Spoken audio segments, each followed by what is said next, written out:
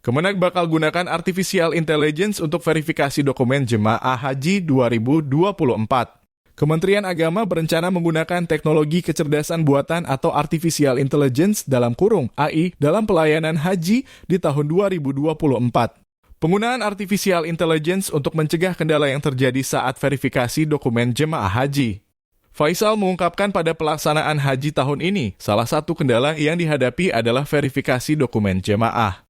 Salah satu keterlambatan terjadi saat request visa jemaah haji karena terkendala di sistem informasi dan komputerisasi haji terpadu dalam kurung Siskohat.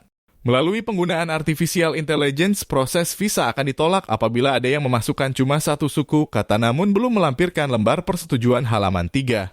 Sehingga tidak seperti sekarang ini, kata Faisal, semua lempar-lempar dari kabupaten ke provinsi dan dari provinsi ke pusat.